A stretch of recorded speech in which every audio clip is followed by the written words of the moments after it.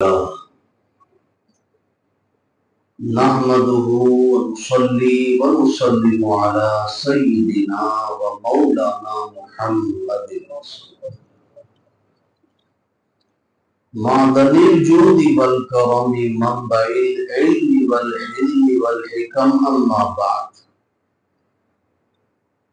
فأعوذ بالله من الشيطان الرجيم بسم الله الرحمن الرحيم وَلَوْ أَنَّهُمْ إِذْ ظَلَمُوا أَنفُسَهُمْ جَاءُوكَ فَاسْتَغْفَرُوا اللَّهَ وَاسْتَغْفَرَ لَهُمُ الرَّسُولُ لَوَجَدُوا اللَّهَ تَوَّابًا رَحِيمًا صدق الله العظيم وبلغنا رسوله النبي الأمين الكريم ونحن على ذلك من الشاهدين والشاكرين والحمد لله رب العالمين۔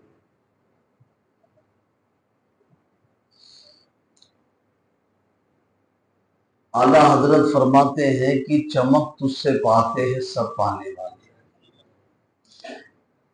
میرا دل بھی چمکا دے۔ اب جو میں نے آیت پڑھی ہے اس کو سامنے رکھ کر کے یہ شعر اعلیٰ حضرت کا اگلا یہ بھی سن لیں کہ حرم کی زمین اور قدم رکھ کے چلنا۔ میری طرف دیکھیں، تب آپ کو اعلیٰ حضرت کا شعر ایسے نہیں سمجھ میں آئے گا گردن ہلانے سے۔ اعلیٰ حضرت کے شعر کو سمجھنے کے لیے پہلے تو محبت چاہیے، دوسرے نمبر پر علم چاہیے، تیسرے نمبر پر وہ کہتے ہیں نا سمجھانے والے کے ظرف پر ہے کہ وہ کیسے سمجھا سکتا ہے۔ اب یہاں پہ میں آپ کو علم بگاڑوں، اتنا وقت نہیں ہے، کم وقت ہے، تو جب اعلیٰ حضرت کا شعر ہو نا تو میرے چہرے کی طرف دیکھیں، ایکسپریشن سے پتہ چلے گا کہ اعلیٰ حضرت کہنا کیا چاہتے ہیں۔ فرماتے کہ چمک تجھ سے پاتے ہیں سب پانے والے، ملاتی بھی چمکاتے چمکانے والے، اور حرم کی زمین اور قدم رکھ کے چلنا، حرم کی زمین اور قدم رکھ کے چلنا، ارے سر کا موقع ہے وہ جانے والے۔ کیوں اتنا بڑا مقام ہے؟ کیونکہ مدینے کے خطے خدا تجھ کو رکھے، مدینے کے خطے میں گڑی پوچھے، اعلیٰ حضرت اب دعا کر رہے ہیں کہ مدینے کے خطے خدا تجھ کو رکھے۔ کیوں آباد رکھے؟ کیونکہ غریبوں فقیروں کے ٹھہرانے والے۔ مدینہ کیا ہے؟ غریبوں اور فقیروں کی ٹھہرنے کی جگہ ہے۔ آج کی آیت کریمہ جو میں نے پڑھی ہے، پڑھانے کا طبقہ بھی الحمدللہ آپ سب پڑھے لکھے لوگ ہیں، تھوڑے سے وقت میں 15 منٹ کا وقت ہے، چونکہ بارش کی وجہ سے 15 سے 20 منٹ کا بیان ہوگا، بارش کے بعد جو بھرپور ہوگا۔ 55 سے پہلے آپ لوگ تشریف لائیں۔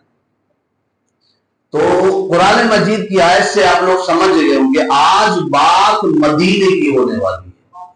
وہ اس لیے کہ موقع بھی ہے، موقع اس لیے ہے کہ حجاج کرام اب حج کر کے مدینے کی طرف جا رہے ہوں گے، ذوالحج کا مہینہ چل رہا ہے، اب مدینے کی طرف وہ لوگ قدم سے چل کر جا رہے ہوں گے۔ تو میں نے سوچا لاؤ ہم یہاں سے تصور میں مدینہ چلیں۔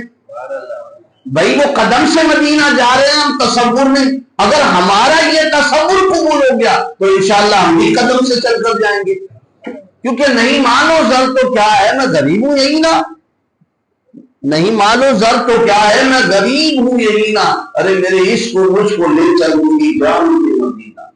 تو لوگ مدینے اب رواں دواں ہے تو ہم لوگ یہیں سے چلیں۔ کیوں؟ کیونکہ ان کے طفیل حج بھی خدا نے کرا دی۔ حاجی یہی کہہ رہا ہوگا نا، مچل مچل کر اگر واقعی میں حاجی ہوگا تو پاجی ہوگا تو پھر کیا کہنا، وہ کہتا بھائی 5-6 دن تو بہت ہو گیا، مدینے جانے کی کیا ضرورت ہے۔ کہنے والے کہتے مجھے اس سے کوئی واسطہ نہیں، بھائی حج ہو جاتا ہے، 5 دن کی بات ہے، کون کہتا کہ مدینہ جانا ہے؟ میں کہتا ہوں اگر مدینہ نہیں گیا تیرا حج ہی نہیں ہوا۔ بھئی آپ نہیں سمجھے، میں آپ کو سمجھانا چاہتا ہوں، میں بہت آسانی سے سمجھا دوں۔ اس بات کو جو لوگ کہتے ہیں نا بھائی حج ہو گیا مدینے، نہ پہلے جانے کی ضرورت ہے نہ بعد میں جانے کی ضرورت ہے. اگر آپ کہتے ہو حج ہو گیا، میں سینس آف ہیومر کی بات کرتا ہوں، گراؤنڈ ریئلٹی کی بات کرتا ہوں. ایک بندہ اگر بینک میں پہنچ جائے، ابھی تو میں آج شروع نہیں کیا میں نے، لیکن یہ جواب، اعتراض کا جواب کہ مدینہ کیوں جانا ضروری ہے اور نہیں گئے تو کیا حج ہوا کہ نہیں ہوا، اور یہ سوچ رکھتے ہیں کہ بھئی کوئی ضروری نہیں، ہاں کوئی ارجنٹ کام ایسا آ گیا، وہ کیس آف ایمرجنسی الگ چیزیں پہنچا، یہاں کوئی بات آ گئی وہ چلا آیا، لیکن بس یہ خواہ خیال کرنا کہ نہیں بھائی کوئی ضروری نہیں ہے. میں آپ کو ایک مثال دیتا ہوں. ایک بندہ اگر بینک میں پہنچ جائے اور کہے بھائی مجھے رقم پر جو انٹرسٹ ملتا ہے، جسے اضافہ کہتے ہیں نا، مال میں اضافہ، انٹرسٹ، وہ مجھے چاہیے، تو وہ بینک والا کیا پوچھے گا؟ بھائی آپ کا نام کیا ہے، پوچھے گا نا. توجہ سے سننا، تب آپ کو میری بات سمجھ میں آئے گی. کتابی بات تو بہت ہم نے پڑھ لی سن لی ہے، تو آپ کو سمجھ کے قریب کرو. بینک والا کیا کہے گا؟ بھائی آپ کا نام کیا ہے؟ جو میرا نام محمد اصغر ہے، جس کا جو بھی نام ہو، وہ نام وہ کیا کرے گا؟ کمپیوٹر پہ ٹائپ کرے گا. نام شو نہیں کر رہا بھائی، پورا نام کیا ہے؟ محمد اصغر محمد عارفین. بھائی دیکھو ابھی بھی شو نہیں کر رہا آپ کا نام. پھر بینک والا پوچھے گا بھائی اس کے پہلے تو یہاں پہ کبھی آیا ہے؟ کہا نہیں پہلی بار آ رہا. کھاتا ہے تیرا اس میں، اس بینک میں تیرا کھاتا ہے؟ اے نام بتانے والے، اس میں نہیں کھاتا ہوتا تو نہیں ہے، بس میں نے سنا ہے کہ رقم پر اضافی چیزیں بینک میں ملا کرتی ہے تو میں چلا آیا. اس کو کیا کہے گا؟ ابے پاگل کے بچے، جب تیرا کھاتا ہی نہیں یہاں پہ، تیرا اسکرو ڈھیلا ہے. بھائی جس کا کھاتا ہو پلس کھاتے کے علاوہ اس میں رقم بھی موجود ہو، میری بات سمجھ رہے ہیں؟ کھاتا ہو پلس رقم بھی موجود ہو، اب اس رقم پر جو اضافہ ہوگا وہ بینک کے کھاتے دار کو ملے گا. لیکن جس کا کھاتا ہی نہیں کھلا ہو، اکاؤنٹ ہی نہیں ہو، نام ہی نہیں ہو، وہ پہنچ جائے تو اسے لوگ یہی کہیں گے نا، بھائی پاگل تجھے اس میں سے کوئی حصہ نہیں ملنے والا، چل باہر، تیرا آنا سب بیکار ہو گیا، اس لیے کہ تیرا یہاں کھاتا ہی نہیں ہے. اور کھاتا ہو تو کم از کم رقم اتنی موجود ہو کہ اوپر سے کچھ اضافہ مل سکے. یہ بات سمجھ میں آ گئی؟ اب بلا شبہ اب وہ لوگ جو کہتے کہ نہیں جانے کی کیا ضرورت ہے، نہیں گئے تو بھی چلے گا، میں کہتا ہوں اعلیٰ حضرت کا وہ شعر پہلے پڑھو نا تو سمجھاؤں کہ ان کے طفیل حج بھی خدا نے کرا دیے. اصل مراد حاضری تو اس پارٹنر کی ہے. کیوں؟ کیونکہ ہوتے کہاں خلیل و بنا کعبہ و منا. بھائی بینک میں کھاتا ہو، پیسہ ہو، پھر اضافہ ملے گا. ہوتے کہاں خلیل و بنا کعبہ و منا، لولاک والے صاحبی سب تیرے گھر کی ہے. تو حج بھی اسی کا ہوگا قبول جو میرے مصطفیٰ کی مدینے کا ادب کرتے ہوئے مدینہ جائے، اس کا حج ہی نہیں مانا جائے گا. چلو ٹھیک ہے، اور آسان کر دیتا ہوں.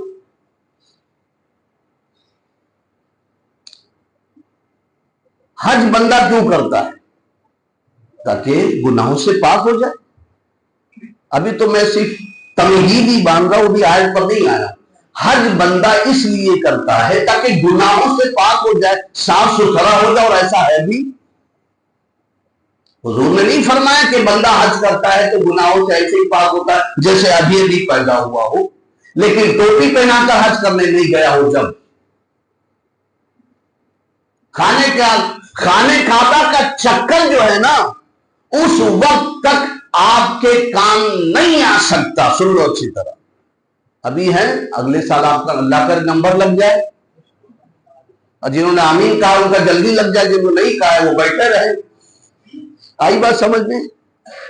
تو خانے کعبہ کا چکر اس وقت تک قبول نہیں ہو سکتا جب تک کہ آپ کے گھر پہ جو قرض دار چکر لگا رہا ہے نا، اس کا قرض ادا نہ کر دو. ورنہ وہ چکر آئیں گے نا کہ قیامت تک وہ چکر بند نہیں ہوگا. اس لیے خانے کعبہ کا چکر لگانے سے پہلے گھر کے چکر لگانے والوں کو دیکھو کہ تمہارے گھر پہ کون چکر لگا رہا ہے قرض کے لیے, کس کو ٹوپی پہنایا ہے نہیں پہنایا. وہ خیر وہ حج کی بات تھی, وہ گزر گیا, لیکن یاد رکھو تو خانے کعبہ آدمی اس لیے جاتا ہے حج کرنے کے بھیا وہ ابھی ابھی ماں کے پیٹ سے پیدا ہوا, ماں کے پیٹ سے.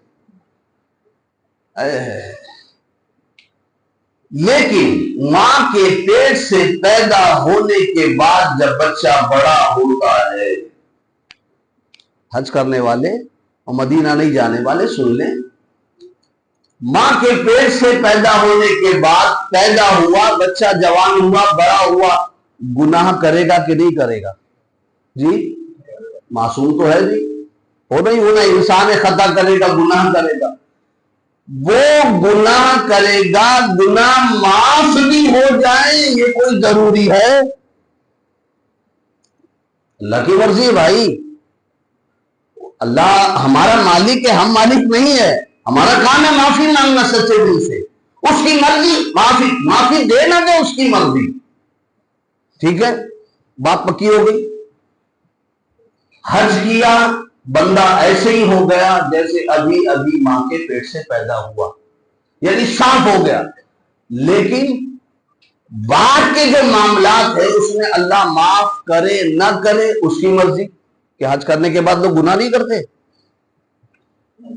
جی, کچھ لوگ تو اور زیادہ گناہ کرنے لگتے ہیں بابا, بلکہ اکثریت کہوں تو غلط نہیں ہوگا, یا مجھے کیا فکر ہے.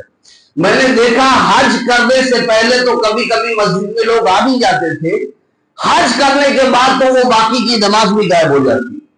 ان کو لگتا ہے کہ پچھلے کے ساتھ ساتھ اگلا بھی معاف ہو گیا جی, وہ اگلا بھی معاف کرا دیا. ایسا نہیں ہے بابا, ابھی آپ صاف ستھرے ہو گئے ہو نا, تو اب اپنی نئی زندگی اللہ سے شروع کی ہے تو بہتر زندگی مانگ کے اس سے اچھی زندگی گزارو آپ, اور مزے میں رہتے ہیں. بھائی آپ تو حاجی ہو گئے, سب قتل معاف ہے ان کو.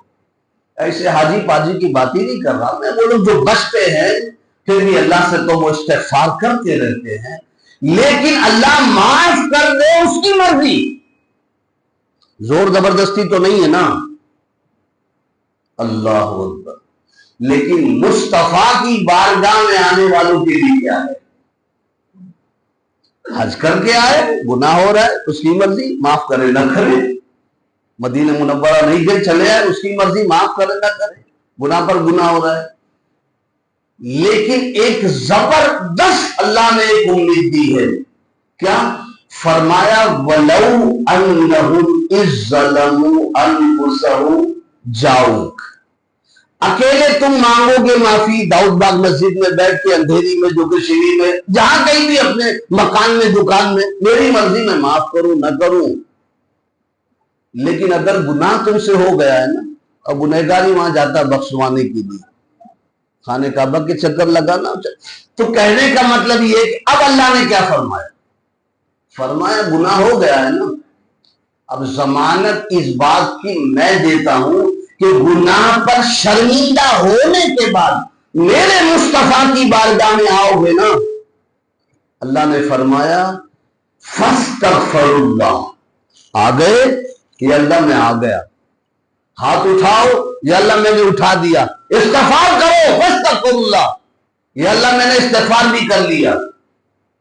اور کبھی بھی نہیں کام چلے گا. واستغفر لهم الرسول, اب میں دیکھوں گا کہ تم استغفار جو کر رہے ہو نا کہ اللہ معاف کر دے, معاف کر دے, محبوب کی بارگاہ میں آ جاؤں, معاف کر دے, اب میں دیکھوں گا میرا مصطفیٰ کریم بھی تمہارے لیے معافی مانگ رہا ہے جو نہیں. واستغفر لهم الرسول, تم بھی مانگو اور میرا مصطفیٰ کریم بھی تمہارے لیے مجھ سے معافی مانگے. اکیلے نہیں کام چلے گا, تم بھی مانگو. فاستغفر اللہ واستغفر لهم الرسول, دونوں مانگے. تب جب دونوں مانگیں گے نا, مصطفیٰ کریم تمہارے لیے معافی مانگیں گے نا, تب لَوَجَدُ اللَّهَ تَوَّابًا رَحِيمًا, تب بات پکی ہے کہ اللہ کو تم توبہ قبول کرنے والا مہربان پاؤ گے. یہ قرآن ہے, قرآن, کوئی حدیث کی بات نہیں ہے کہ آپ کہہ دو یہ مرفوع حدیث نہیں ہے, یہ ضعیف حدیث ہے. اس کی سند میں برابر گڑبڑی ہے، اس کے روایت میں گڑبڑی۔ یہ قرآن مجید کا 5واں سپارہ ہے۔ فرمایا جب بھی کوئی گناہ ہو جائے مصطفیٰ کی بارگاہ میں آ جاؤ، اکیلے تم کہیں بھی معافی مانگو میری مرضی، لیکن مصطفیٰ ساتھ میں تمہارے لیے معافی مانگ دے، تب فرمایا تب میں تمہاری توبہ ضرور قبول کروں گا۔ وَاسْتَغْفَرَ لَهُمُ الرَّسُولُ لَوَجَدُوا اللَّهَ، ضرور قبول کروں گا۔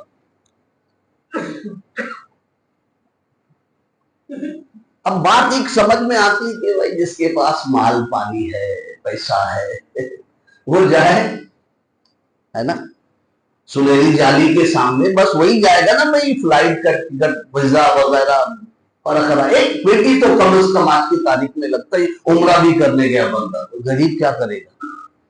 قرآن کی آیت پر عمل کیسے ہوگا؟ ٹھیک ہے، تو حضرت علامہ اسماعیل حقی رحمۃ اللہ علیہ نے لکھا ہے، بڑا اچھا لکھا ہے۔ وہ لکھتے ہیں کہ قرآن پاک کی آیت پاک صرف اس کے لیے نہیں ہے کہ جو سنہری جالی کے سامنے حضور سے کہے کہ یا رسول اللہ آپ بخشش کے دعا فرما دیں۔ انہوں نے بڑا آسان کہا کوئی غریب جس کو جانے کی طاقت نہیں ہے، مالی اعتبار سے امید بھی کھو چکا ہے، باقی کرم اس کا جب وہ بلا لے، نہیں ہے تو پھر وہ کیا کرے؟ فرمایا وہ مدینہ منورہ کی جانب رخ کر کے کھڑے ہو جائے اور تصور میں گنبد خضرا کو لائے، اور گنبد خضرا کو لانے کے بعد یہ آیت کریمہ پڑھے کہ یا رسول اللہ بہت ہو گیا، بہت ظلم کر لیا اپنی جانوں پر، بہت گناہ ہو گیا، آپ میری شفاعت کے لیے دعا فرما دے، استغفار فرما دے میرے لیے۔ اب علامہ اسماعیل حقی لکھتے ہیں، کیا لکھتے ہیں؟ فرماتے کہ وہ جو کام وہاں جالی مبارک کے سامنے جا کر ہونا ہے نا، فرما اس غریب کے لیے یہی گھر بیٹھے بیٹھے اللہ انتظام فرما دے گا، اس کی دعا یہیں سے قبول ہو جائے گی اور اس کے لیے حضور یہیں سے استغفار فرما دے گا۔ اس لیے کہ دوری نزدیکی ہمارے لیے معنی رکھتی ہے، حضور کے لیے نہیں۔ کیوں؟ کیونکہ دور و نزدیک کے سننے والے وہ کام ڈالے، کرامت پہ لاکھوں سلام، اور ہم یہاں سے پکارے وہاں وہ سنے، مصطفیٰ کی سماعت پہ لاکھوں سلام، دوری نزدیک کے ہمارے لیے ہے۔ اور جب آدمی گناہوں سے پاک ہو جاتا ہے تو بھائی ٹھیک ہے، شفاعت کے دروازے تو کھلیں گے۔ اب حضور نے کیا فرمایا؟ جو لوگ یوں چلے آتے ہیں، جو تیرے در سے یار پھرتے ہیں، در بدر یوں ہی خوار پھر جاتے ہیں نا، حضور کیا فرماتے ہیں؟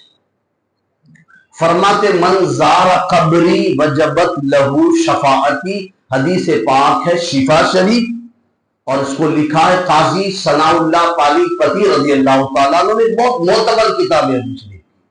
حضور فرماتے ہیں من زار قبری، جو کوئی مدینے آیا اور میری قبر کی اس نے زیارت کی، ٹھیک ہے، وجبت لہو شفاعتی، جس نے زیارت کی اس پر میری شفاعت واجب ہو گئی، لازم ہو گئی، کمپلسری ہے، یعنی جو حضور کے روضے کی زیارت کر چکا اس پر حضور نے فرمایا کمپلسری ہے کہ جب میدان قیامت ہوگا تو اس کی شفاعت میں کروں گا۔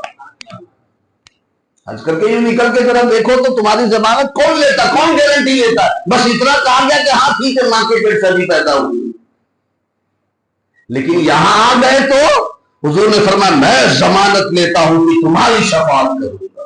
یہ ہے مدینہ منورہ کا احترام۔ یہ تھوڑا سا ہم نے سنا اور اس کو ہم چلنے دیں گے، ابھی پارٹ 1 سمجھ لیں، اس کے بعد پارٹ 2 رہے گا۔ وقت پر آ جائیں 55۔ اللہ پاک سے دعا ہے کہ اللہ پاک اپنے محبوب کے صدقے کہنے سننے سے زیادہ